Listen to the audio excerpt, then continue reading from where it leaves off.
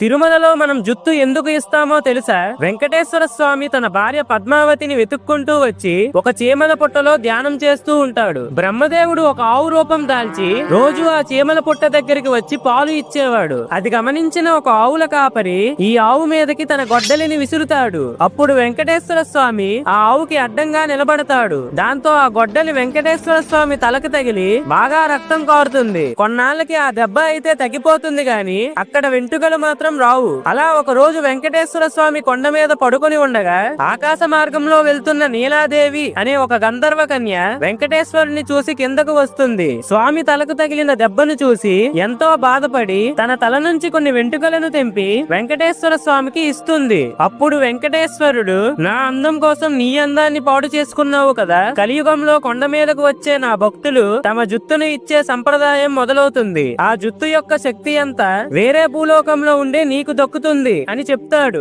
ఈ విధంగా తిరుమలలో మనం తలనీలాలు ఇచ్చే ఆచారం మొదలైంది. ఫ్రెండ్స్, గోవిందా గోవిందా అని కామెంట్ చేయండి. Download ShareChat.